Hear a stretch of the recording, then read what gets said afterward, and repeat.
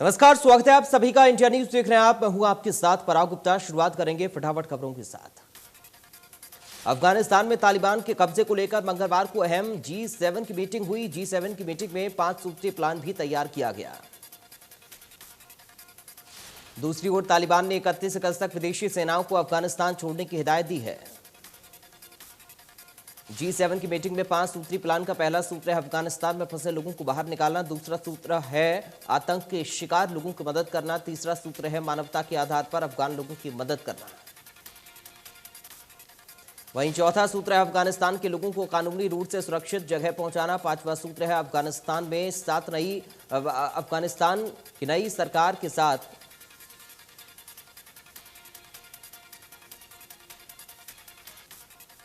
सदन की कार्यवाही अनिश्चित काल के लिए स्थगित। हंगामेदार रहा मानसून सत्र।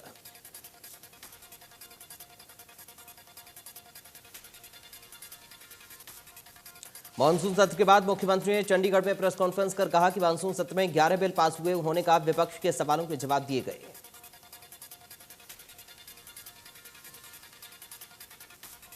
आखिरी दिन पास हुए 6 अहम बिल। परिवार पहचान पत्र को कानूनी वैधता देने वाला विधेयक पास। भूमि अधिग्रहण संशोधन विधेयक भी पारित। प्रेस कॉन्फ्रेंस कर मुख्यमंत्री ने गिनाए फायदे।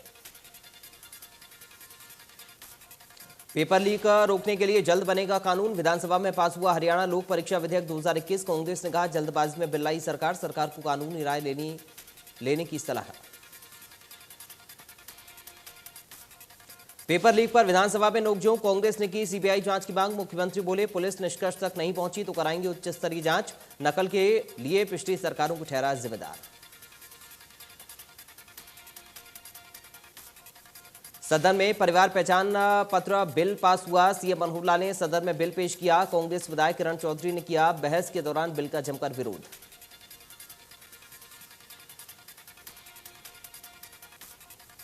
उप मुख्यमंत्री दुष्यंत चौटाला ने बताया कि साल 2023 से पहले कुरुक्षेत्र से यमुनानगर तक सड़क को 4 लेन कर दिया जाएगा। डिप्टी सीएम दुष्यंत चौटाला ने सत्र के दौरान पूछे गए सवाल के जवाब में बताया कि कुरुक्षेत्र में यमुनानगर तक सड़क की कुल लंबाई 41.15 किलोमीटर है। इसमें से 20 किलोमीटर यमुनानगर जिले में और 21.15 किलोमीटर क्षेत्र में पड़ती है। दुष्यंत चौटाला ने बताया कि यमुनानगर में पड़ने वाली सड़क में से 4.18 किलोमीटर पहले से ही 4 लेन है। इसी तरह कुरुक्षेत्र जिले में पड़ने वाली सड़क में से 7.85 किलोमीटर सड़क 4 लेन है। डिप्टी सीएम ने बताया कि बाकी बची 29.12 किलोमीटर की सड़क को हाइब्रिड एन्युटी मोड के तहत 4 लेन करने का प्रस्ताव है। सड़क को 4 लेन करने के लिए 6 महीने में डीपीआर तैयार हो जाएगी। विधायक अमरजीत डांडा ने पूछा कि प्रदेश में वृद्धावस्था पेंशन बनाने की प्रक्रिया इतनी मुश्किल है कि आज योग्य व्यक्ति पेंशन लेने में असमर्थ है। विधायक अमरजीत डांडा ने पूछा कि क्या प्रदेश में संबंधित विभाग की कुछ कर्मचारी की मेघ से अयोग्य व्यक्ति वृद्धा पेंशन लेने के लिए योग्य हो रहे हैं। मानसून सत्र के दौरान गन्नौर से विधायक निर्मल लाडी ने सवाल पूछा कि प्रदेश के स्कूलों में कंप्यूटर शिक्षा शुरू करने के लिए क्या कदम उठाए। निर्मल लाडी के सवाल का शिक्षा मंत्री कंवरपाल गुर्जर ने जवाब दिया और कहा कि प्रदेश में 6ठी से लेकर 12वीं तक कक्षा के छात्रों के लिए राजकीय उच्च और सीनियर सेकेंडरी स्कूल में 3122 कंप्यूटर लैब स्थापित हैं। शिक्षा मंत्री ने बताया कि लैब में 2036 कंप्यूटर फैकल्टी और 2215 कंप्यूटर लैब अटेंडेंट कार्यरत हैं। सीनियर सेकेंडरी स्कूल के लिए कंप्यूटर विज्ञान पीजीटी के 1967 पर स्वीकृत हैं, जिनमें 337 पदों पर पीजीटी काम कर रहे हैं।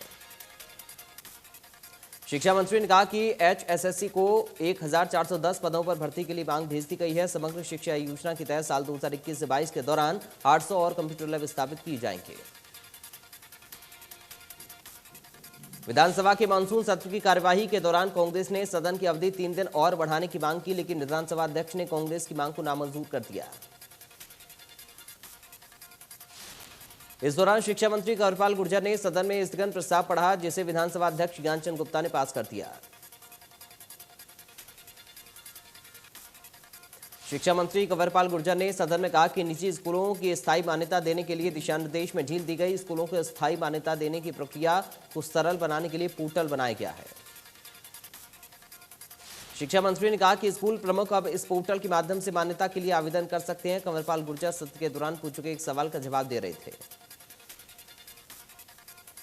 कंवरपाल गुर्जर ने कहा कि नियमों का पालन करने वाले निजी स्कूलों का अस्थायी मान्यता देने में भी कई छूट दी गई हैं। उनके लिए जमीन की उपलब्धता एक बड़ी समस्या है। कंवरपाल गुर्जर ने कहा कि इस समस्या को ध्यान में रखते हुए राज्य सरकार ने प्राथमिक विद्यालय के लिए क्षेत्र की आवश्यकता 500 वर्ग मीटर से घटाकर न्यूनतम 250 वर्ग मीटर कर दी है। केंद्र सरकार की महत्वाकांक्षी एनएमपी प्रोग्राम पर राहुल गांधी ने नाराजगी जाहिर की। उन्होंने नरेंद्र मोदी सरकार पर इस योजना के जरिए देश के सरकारी संसाधनों को बेच डालने का आरोप लगाया। राहुल गांधी ने प्रेस कॉन्फ्रेंस कर कहा कि 70 साल में जो भी देश की पूंजी बनी, मोदी सरकार ने उसे बेचने का काम किया। राहुल गांधी ने कहा कि रेलवे को निजी हाथों में बेच दिया जा रहा है। राहुल गांधी ने पीएम मोदी के नारे का जिक्र करते हुए कहा कि बीजेपी का नारा था 70 साल में कुछ नहीं हुआ। कल वित्त मंत्री ने देश में जो भी 70 वर्षों में बना उसे बेच दिया। देश के युवाओं से केंद्र ने रोजगार छीना, कोरोना में मदद नहीं, किसानों के लिए 3 कृषि कानून बनाए। राहुल गांधी ने कृषि कानूनों पर भी केंद्र को घेरा। राहुल गांधी ने कहा कि रेलवे देश की रीढ़ है। गरीब आदमी एक शहर से दूसरे शहर रेलवे के बिना सफर नहीं कर सकता। 1.5 लाख करोड़ रुपए रेलवे, 400 स्टेशन, 150 ट्रेनें और रेलवे ट्रैक सरकार बेच रही है। अफगानिस्तान की राजधानी काबुल में फंसे भारतीयों को वापस लाने का सिलसिला लगातार जारी है। सिख समुदाय के कुछ लोग काबुल गुरुद्वारे से अपने साथ पवित्र गुरु ग्रंथ साहिब की 3 प्रतियां सिर पर रखकर लाए। गुरु ग्रंथ साहिब की 3 प्रतियों को केंद्रीय मंत्री हरदीप सिंह पुरी, विदेश राज्य मंत्री वी मुरलीधरन और बीजेपी नेता आरपी सिंह ने रिसीव किया और अपने सिर पर रखकर दिल्ली एयरपोर्ट से बाहर ले आए। सोनीपत का सुभाष स्टेडियम बदहाली के आंसू रो रहा। स्टेडियम में बिना कोच के खिलाड़ी प्रैक्टिस कर रहे, जिससे उनका मनोबल टूट रहा है। स्टेडियम में कई महीनों से कुश्ती का कोच नहीं है। प्रैक्टिस करने वाले खिलाड़ियों का कहना है कि अधिकारी सरकार की खेल नीति को पलीता लगा रहे हैं। करोड़ों का बजट भ्रष्टाचार की भेंट चढ़ गया। स्टेडियम में पीने के पानी की व्यवस्था से लेकर साफ सफाई की जिम्मेदारी कोई नहीं लेता। पहलवानों को सुविधा नहीं मिल पा रही है। स्टेडियम में चलने वाली हरियाणा कुश्ती एकेडमी भी बंद हो गई है। करनाल के डीपीएस स्कूल के बाहर अभिभावकों ने शुरू किया धरना प्रदर्शन। स्कूल फीस के साथ वार्षिक शुल्क वसूली का कर रहे विरोध। स्कूल प्रबंधन ने फीस नहीं देने वाले छात्रों को ऑनलाइन कक्षाओं से निकाला। सुप्रीम कोर्ट की ओर से किसान आंदोलन के चलते दिल्ली की सीमाएं बंद होने पर सरकार को बातचीत के जरिए समाधान निकालने वाली टिप्पणी पर किसानों ने कहा कि दिल्ली के रास्ते किसानों ने नहीं, सरकार और पुलिस ने बंद कर रखे हैं। दिल्ली के सभी रास्ते किसानों को दिल्ली पहुंचने से रोकने के लिए सरकार ने बैरिकेडिंग की थी। अब वहां पर नुकीली कीलें लगाकर पूरे बॉर्डर को सील कर दिया गया है। पुलिस यहां से एम्बुलेंस के लिए भी रास्ता देने को तैयार नहीं है।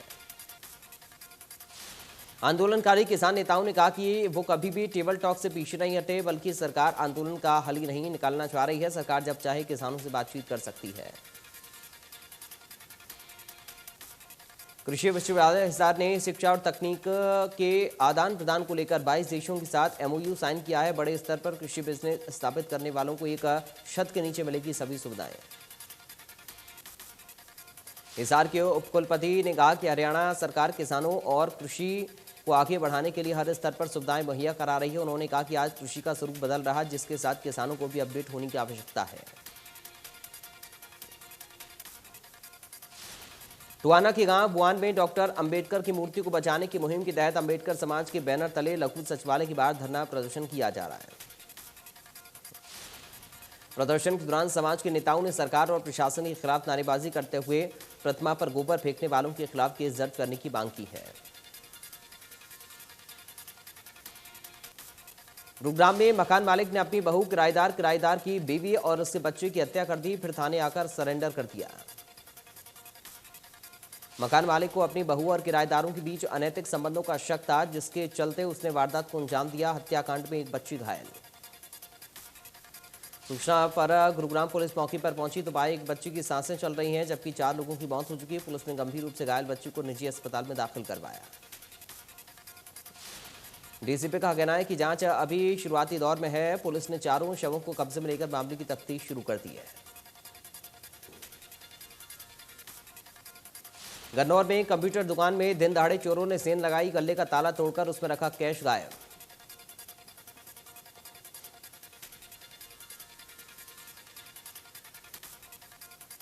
महेंद्रगढ़ के गांव बलाना में सरपंच रही महिला के परिवार पर हमला कर दिया गया और गाड़ी से कुचलकर एक महिला की हत्या कर दी गई। सरपंच के परिजनों का आरोप है कि गांव में पाइपलाइन बिछाने को लेकर गांव के ही कुछ लोगों से पिछले दिनों उनकी कहासुनी हुई थी, जिसके बाद उन पर हमला हुआ।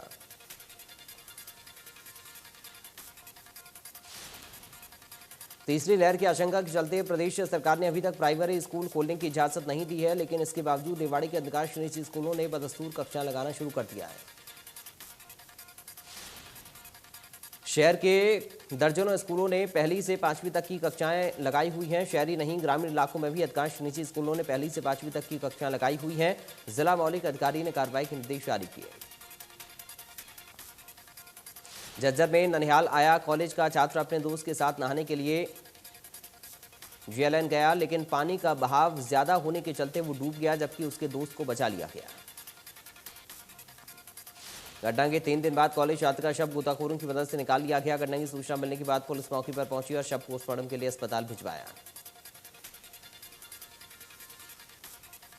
कुरुक्षेत्र के आयुर्वेद कॉलेज का पार्क लोगों के लिए जी का जंजाल बनता हुआ दिखाई दे रहा है। पार्क से आए दिन कोबरा सांप निकलते हैं, जिससे स्थानीय लोगों को परेशानी हो रही है।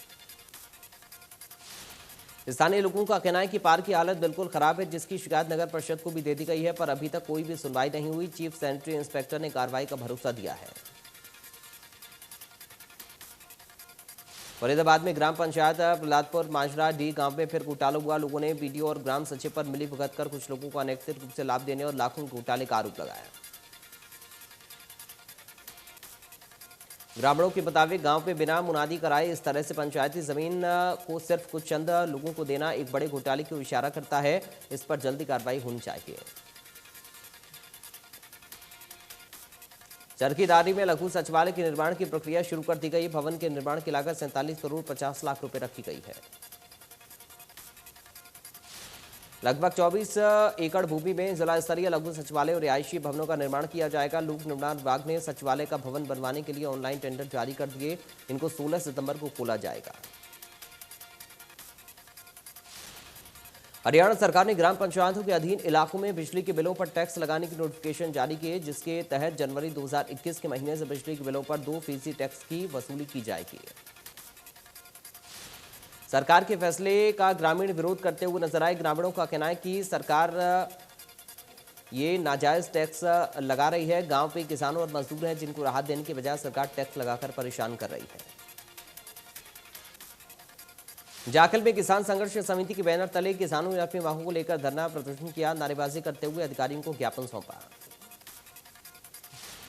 किसानों ने कहा कि अगर समस्या का जल्द समाधान नहीं हुआ तो दोबारा से धरना प्रदर्शन करने पर मजबूर होंगे। जाखल कासमपुर रोड पिछले लंबे अरसे से टूटा हुआ है, जिसे लेकर वो कई बार शिकायत कर चुके हैं।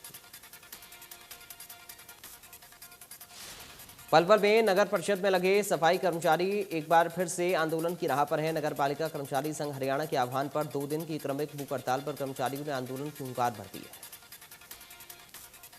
कर्मचारियों ने सरकार के खिलाफ जमकर नारेबाजी कर सरकार को चेतावनी देते हुए कहा कि अगर जल्दी उनकी मांगों को पूरा नहीं किया गया तो आने वाले दिनों में उनका आंदोलन और भी तेज होगा। महेंद्रगढ़ में केंद्रीय सहकारी बैंक ने विशाल ऋण शिविर लगाया। इस दौरान कर्मचारी कक्षा और पौधारोपण कार्यक्रम भी आयोजित किया गया।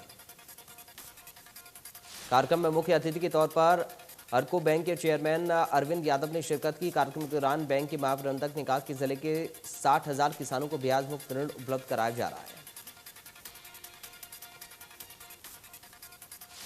पत्नी की हत्या के आरोप में झज्जर पुलिस ने पति को गिरफ्तार किया। हत्या के बाद गोपनीय ढंग से किया जा रहा अंतिम संस्कार। पुलिस ने मौके पर पहुंचकर जलती चिता से निकलवाया शव।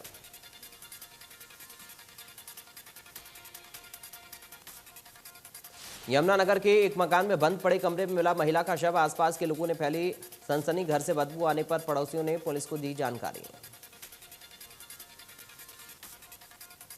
करनाल में जलमाना गांव के पास एक दर्दनाक हादसे में एक लड़का और लड़की की मौत हो गई। दोनों असंत से बाइक पर सवार होकर अपने गांव जा रहे थे। ऑल्टो गाड़ी ने बाइक को टक्कर मारी। देश में फिर बढ़ने लगे कोरोना के नए केस। 24 घंटे में सामने आए 37,000 से ज्यादा नए केस। कुल मरीजों की संख्या हुई 3 करोड़ 25 लाख के पार। केरल में कोरोना का कहर बढ़ता जा रहा। 24 घंटे में कोरोना के 24,296 नए मामले आए सामने, जबकि एक दिन में 173 की मौत हो चुकी। केरल में 1 लाख से ज्यादा केस अब भी एक्टिव। महाराष्ट्र में 24 घंटे में कोरोना के 4,355 नए केस आए सामने। एक दिन में 288 मरीजों ने तोड़ा दम। महाराष्ट्र में अभी करीब 50,000 केस एक्टिव। दिल्ली में 24 घंटे में कोरोना के 151 नए केस मिले। एक दिन में 114 मरीज रिकवर हुए। दिल्ली में अब भी 411 केस एक्टिव। प्रदेश में कोरोना की दूसरी लहर पर लगी रोक। एक दिन में सामने आए 18 नए मरीज। एक दिन में एक मरीज ने तोड़ा दम। कांस्टेबल भर्ती पेपर लीक मामले में एसपी लोकेन सिंह ने प्रेस कॉन्फ्रेंस कर कहा कि 6 लाख रुपए से डील शुरू होकर करोड़ों तक पहुंची। पूरे मामले में अभी तक 28 आरोपी गिरफ्तार हो चुके हैं। 60 आरोपियों की पुलिस अभी भी तलाश कर रही है।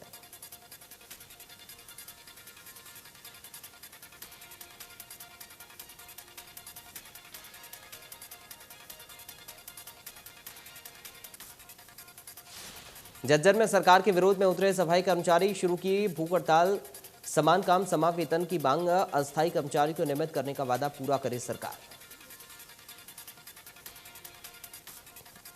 रोहतक स्थित महर्षि दयानंद विश्वविद्यालय में स्नातकोत्तर की परीक्षा 1 सितंबर से शुरू होनी थी लेकिन अब इनसो छात्र इकाई ने इन परीक्षाओं का विरोध कर दिया है।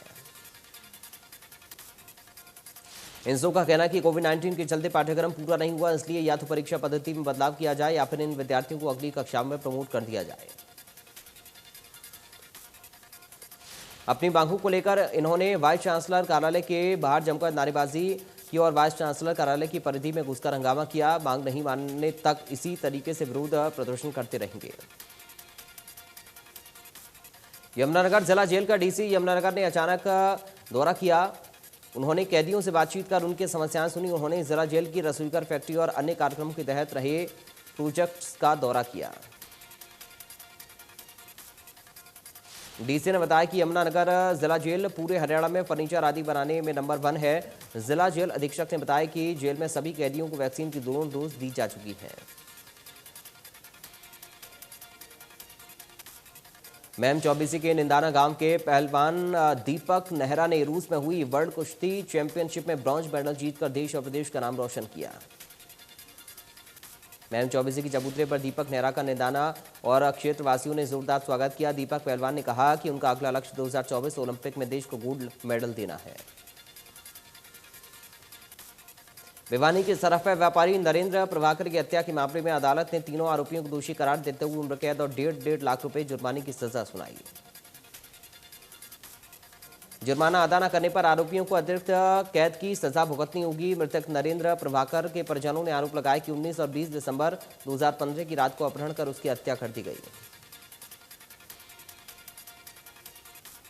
मुख्यमंत्री उद्धव ठाकरे को थप्पड़ मारने की बात कहकर गिरफ्तार किए जाने वाले केंद्रीय मंत्री नारायण राणे को कोर्ट से जमानत मिल गई है। उन्हें अगले सप्ताह 30 अगस्त और 6 सितंबर को रायगढ़ में पेश होने को कहा गया है। पहले कोर्ट ने राणे को 14 दिन की न्यायिक हिरासत में भेजने के आदेश दिए थे। नारायण राणे के वकील ने कहा कि उनके मुवक्किल के खिलाफ पुलिस ने जो धाराएं लगाई वो बिल्कुल गलत हैं। पुलिस ने जांच के लिए रिमांड की मांग को लेकर जो कारण दिए हैं वो भी उचित नहीं है।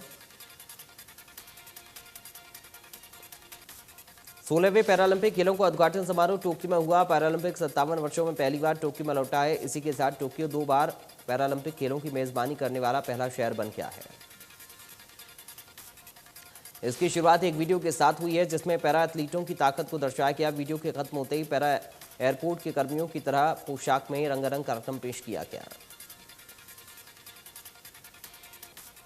प्रधानमंत्री नरेंद्र मोदी ने भारतीय खिलाड़ियों को शुभकामनाएं दी। उन्होंने ट्वीट किया कि मुझे यकीन है कि हमारा पैरालंपिक दल अपना सर्वश्रेष्ठ देगा और दूसरों को प्रेरित करेगा। लगातार महंगे पेट्रोल डीजल की मार झेल रही आम आदमी को बेहद मामूली राहत मिली है। पेट्रोल और डीजल की दोनों कीमतों में 15 पैसे की कटौती हुई है। लगातार हो रही विरोध के बीच पेट्रोल के दाम में कटौती 35 दिनों बाद हुई। राजधानी दिल्ली में पेट्रोल 101 रुपये 49 पैसे प्रति लीटर तो डीजल 88 रुपये 92 पैसे प्रति लीटर बिक रहा।